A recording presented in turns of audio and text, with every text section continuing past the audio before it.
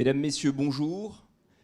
Je suis ravi de vous accueillir ici dans ce bel hôtel de la métropole de Lyon.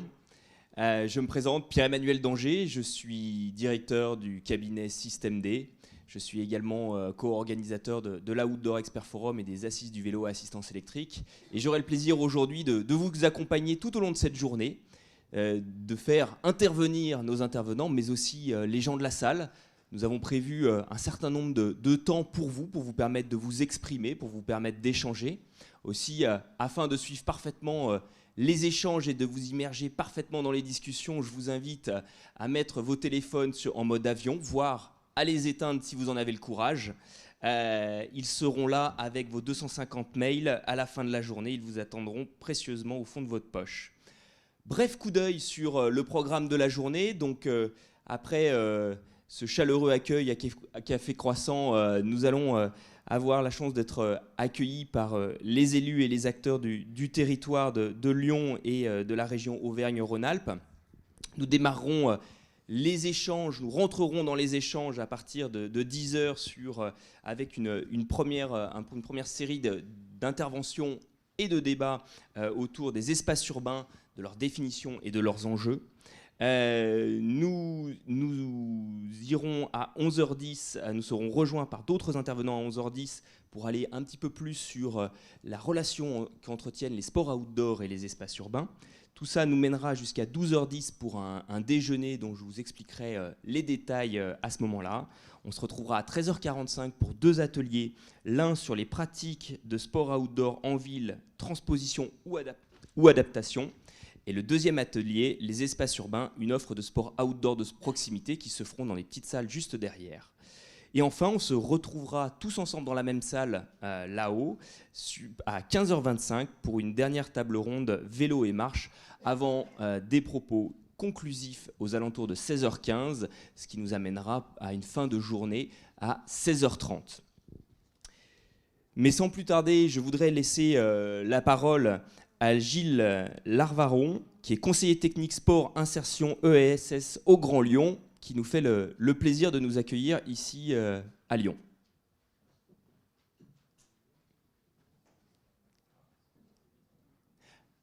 Il est certainement dans les bouchons sur la voie cyclable. Il y a fort à parier, donc on va patienter.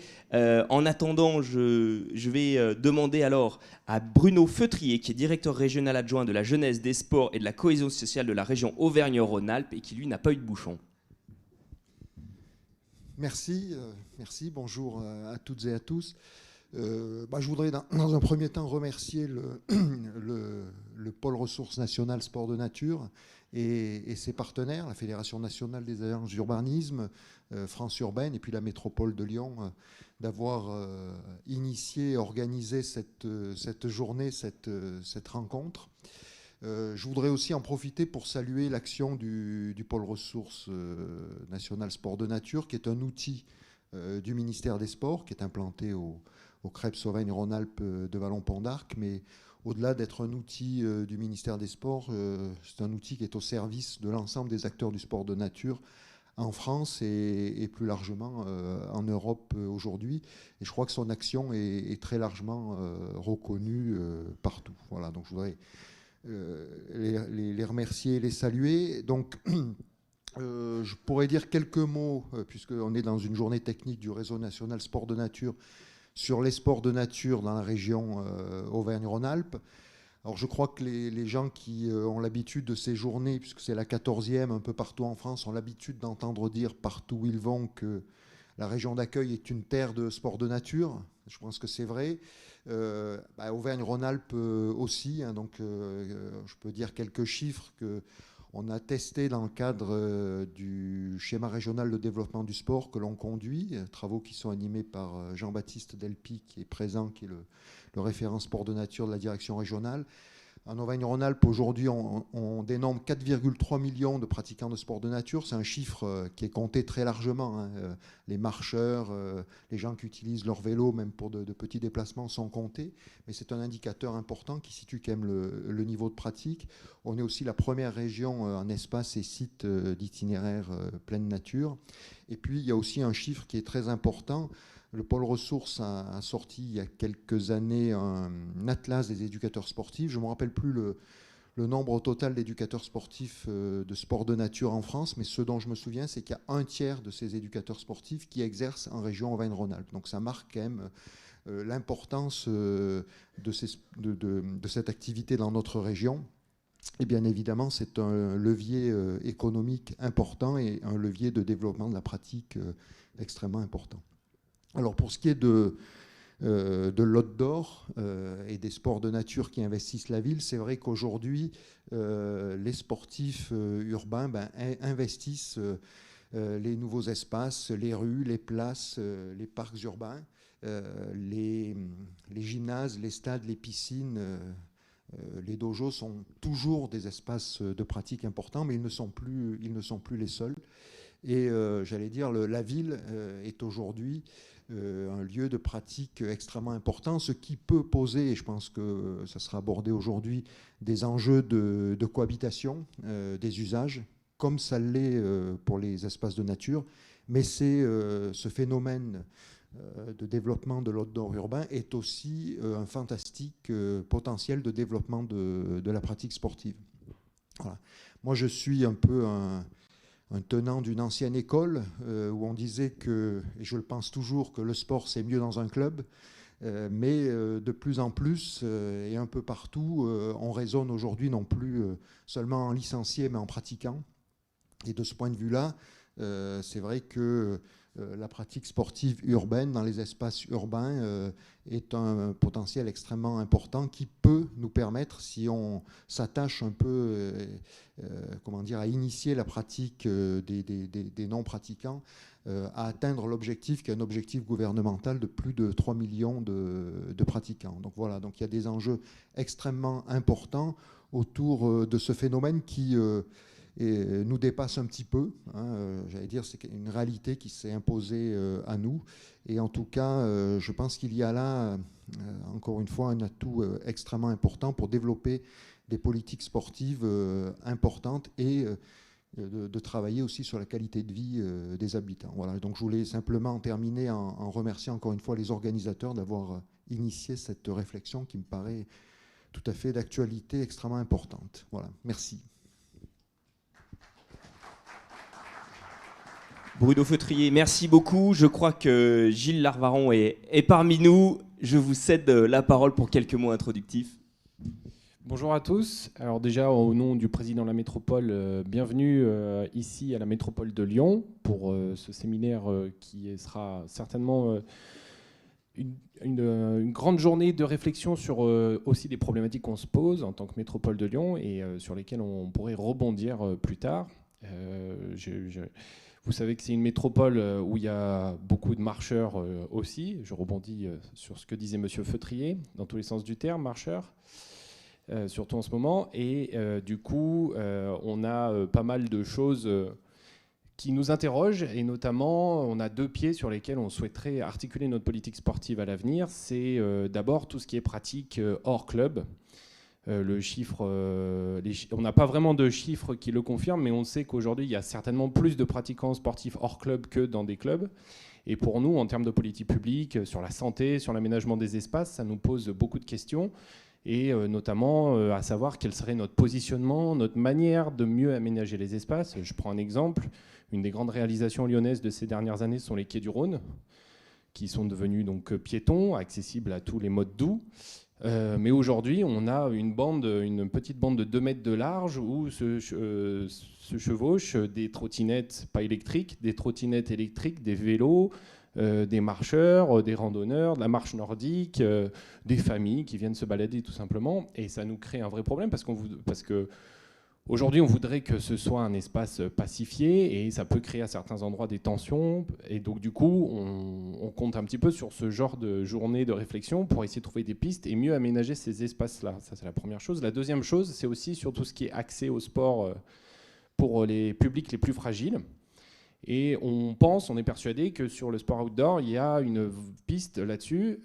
Et nous, ce qui nous tient à cœur, c'est qu'on a des grands espaces, des grandes friches industrielles dont on est propriétaire, par défaut ou pas d'ailleurs, des anciens techniciens de l'SNCF, des anciennes usines.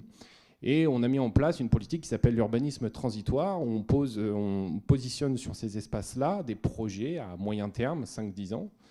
Et on se dit qu'on voudrait sacraliser une partie de ces espaces pour du sport, et notamment pour du sport pour tous. Et quand on parle sport pour tous, alors on a l'image de ce que peut être ce sport, mais on a aussi des publics auxquels on pense un peu moins et auxquels on voudrait dédier des espaces et les animer pour eux, à savoir par exemple les mamans isolées avec des enfants en bas âge, les handicapés psychiques et mentaux aussi qui souvent ont besoin d'un palier pour passer de la structure qui les accompagne à un milieu sportif traditionnel.